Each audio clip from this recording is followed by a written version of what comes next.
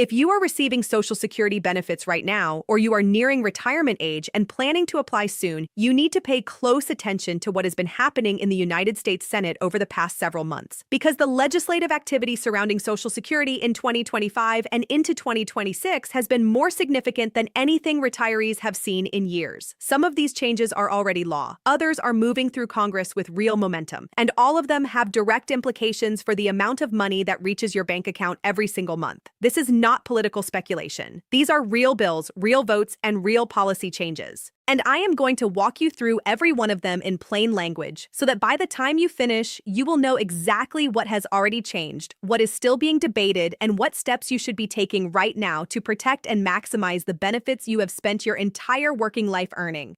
Let us begin with something basic. Because it matters and because too many people in Washington talk about Social Security in a way that feels disconnected from everyday life. Social Security is not a government handout. It is not charity. It is not a favor. It is a contract. For decades, working Americans paid into this system with every single paycheck. The money was taken before they ever saw it. They did not get a choice. They contributed faithfully through good economic times and terrible ones, through recessions and recoveries, through wars and pandemics, and they were promised that when they reached retirement age, that money would be there for them. For millions of seniors today, that promise is the difference between independence and poverty. According to the Center on Budget and Policy Priorities, using census data, without Social Security benefits, approximately 37% of Americans aged 65 and older would fall below the poverty line. With Social Security, that number drops to under 9%. That is not a statistic to brush aside. That is a staggering reality about how essential this program is to the fabric of daily life for older Americans. And yet, year after year, retirees have watched their buying power shrink. They have watched the cost of groceries rise, the cost of medications increase, the cost of housing become more burdensome, while their Social Security checks struggled to keep up. The adjustments they received, what the government calls cost of living adjustments or COLA, were calculated using a formula that many advocates and economists have argued for years simply does not reflect how seniors actually spend their money. Here is the core issue. The formula used by the federal government to calculate COLA is known as the CPIW, the Consumer Price Index for urban wage earners and clerical workers. It tracks prices based on the spending habits of people who are still working, people who spend their money very differently than retirees do. Working-age Americans spend proportionally more on things like transportation, electronics, and entertainment. Retired Americans spend a much larger share of their income on healthcare, prescription drugs, and housing. And healthcare costs, as every senior in this country knows firsthand, have been rising far faster than general inflation for years. So what happens is this. The government calculates the annual COLA using a formula that underweights the categories where seniors spend the most and overweights categories they barely spend on anymore. The result is that the annual increase retirees receive does not truly cover what their lives cost. They fall a little further behind each year. The Senior Citizens League published research in October 2025 showing that this gap, compounded over time, has cost retirees significant purchasing power over the past 2 decades. For 2026, the official COLA was 2.8%, which translates to approximately $56 per month for the average retired worker, bringing the average monthly benefit to roughly $2,071. Meanwhile, the Medicare Part B premium increased to $206.90 per month, a 9.7% jump, which absorbed a meaningful portion of that COLA increase before retirees ever saw it in their bank accounts. This is the pattern that has frustrated seniors for years, and it is the pattern that multiple pieces of legislation in the Senate are now trying to address. The first major legislative development is one that has already become law, and if you are a retired public servant, this one may directly affect you. The Social Security Fairness Act was signed into law on January 5, 2025. This legislation eliminated 2 provisions that had penalized millions of retired public workers for decades: the windfall elimination provision, known as WEP, and the government pension offset, known as GPO. These provisions affected approximately 3 million Americans, retired teachers, police officers, firefighters, and other government employees in many states who had split careers working both in public sector jobs covered by government pensions and in private sector jobs where they paid Social Security taxes. The formulas used to calculate their benefits unfairly reduced what they received. A retired school teacher in Ohio or Texas who also worked part-time jobs for decades and paid Social Security taxes faithfully on that income found their benefits cut in ways that bore no connection to the contributions they actually made. The Fairness Act ended this.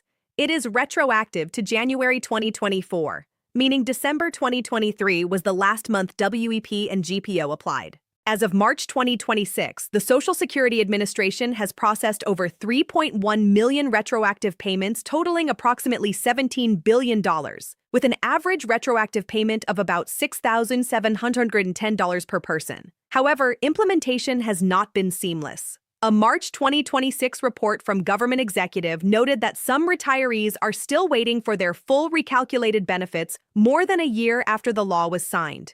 If you believe you are affected and have not yet received your adjustment, contact the Social Security Administration directly.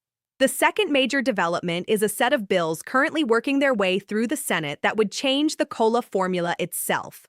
The most notable is the Boosting Benefits and COLA for Seniors Act, introduced as Senate Bill 3529 in October 2025. This legislation proposes replacing the CPI-W with the CPI-E, the Consumer Price Index for the elderly. The CPI-E is specifically designed to reflect how older Americans actually spend their money, giving more weight to healthcare costs, prescription drugs, and housing.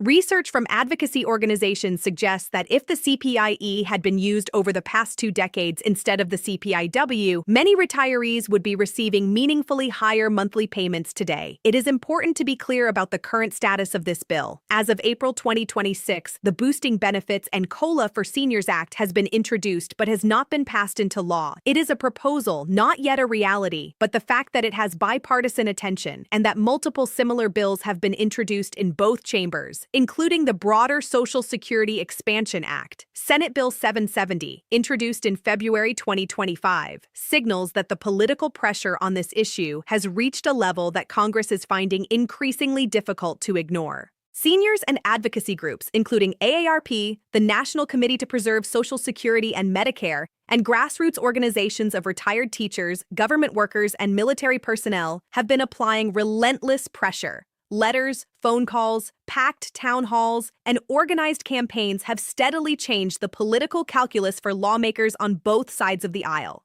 The third critical dimension is long-term solvency, and this is where the conversation gets harder, but absolutely necessary. The Social Security trust funds have been under increasing financial pressure. In February 2026, the Congressional Budget Office released updated projections showing that the Old Age and Survivors Insurance Trust Fund is projected to be exhausted by 2032, 1 year earlier than previously estimated. The Social Security trustees' own most recent report projected depletion by 2033. These are not the same date, but they are in the same range, and the direction is not encouraging. It is critically important to understand what depletion means and what it does not mean. It does not mean Social Security disappears. Payroll taxes would continue to flow into the system, but under current law, once the trust fund reserves are exhausted, benefits would automatically be reduced to match incoming revenue. The CBO estimates that reduction could be approximately 21 to 28% across the board. For a retiree receiving $2,000 per month,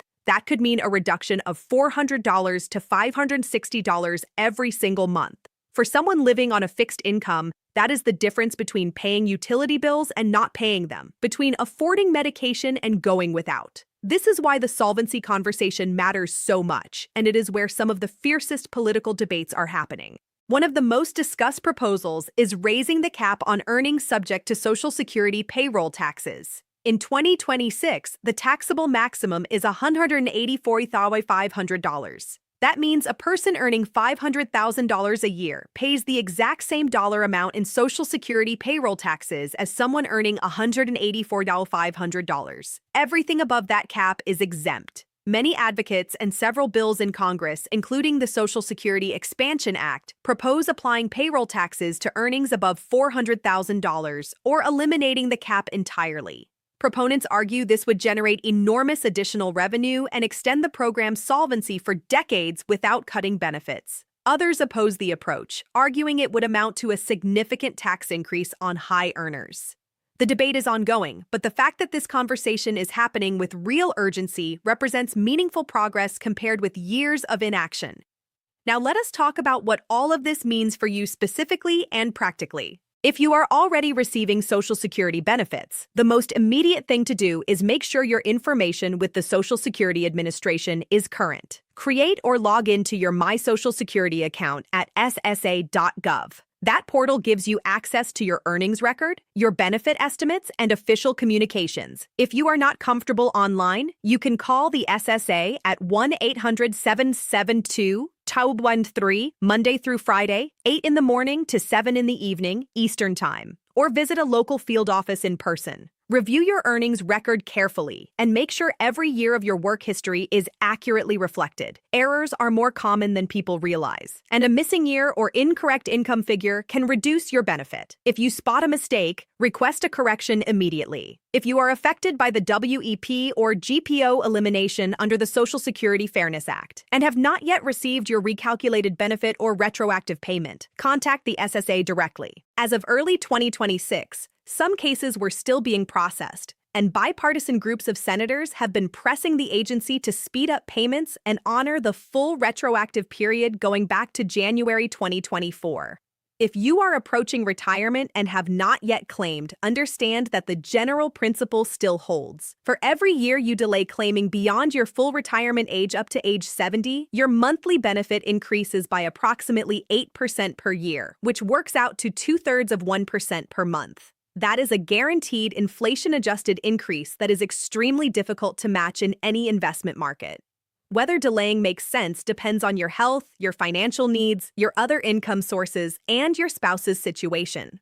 But the legislative developments we have discussed, particularly the possibility of a more generous COLA formula in the future, suggest that the baseline benefit itself may become more valuable over time, which is an additional factor to weigh in your claiming strategy. One area that receives far too little attention is the impact on spousal and survivor benefits. When one spouse passes away, the surviving spouse typically receives the higher of the two benefits the couple was receiving. That means decisions about when and how to claim are not just personal decisions. They are decisions that affect your partner potentially for the rest of their life.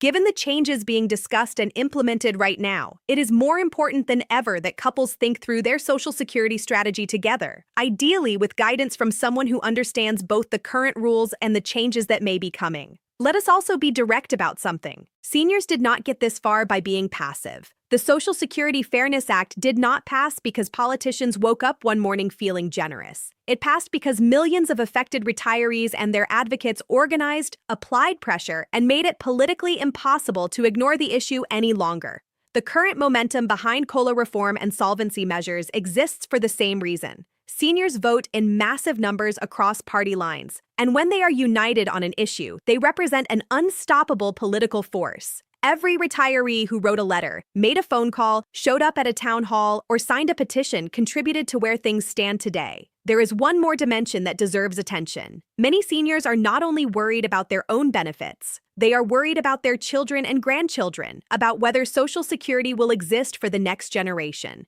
The trust fund projections can sound alarming, and they should be taken seriously. But it is also important to understand that Social Security has faced solvency challenges before, most notably in the early 1980s, and Congress acted to shore up the system. The current legislative push, if it results in meaningful reform of the revenue structure, could extend the program's life for decades. That broader promise, protecting Social Security not just for today's retirees, but for future generations, is part of what makes this moment so significant.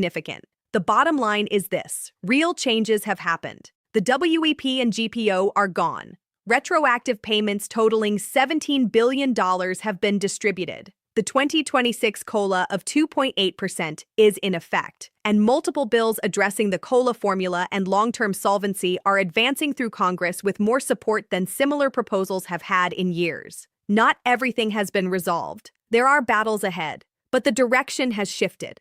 The momentum is real, and seniors who stay engaged, stay informed, and continue making their voices heard are the reason it is happening. You worked your entire life for these benefits. You earned them through your labor, your sacrifice, and your decades of faithful contributions. And the fight to protect them and strengthen them is one of the most important fights of our time. Stay informed, verify everything through official sources, and make sure the people you love know what is happening with the program that millions of Americans depend on every single day.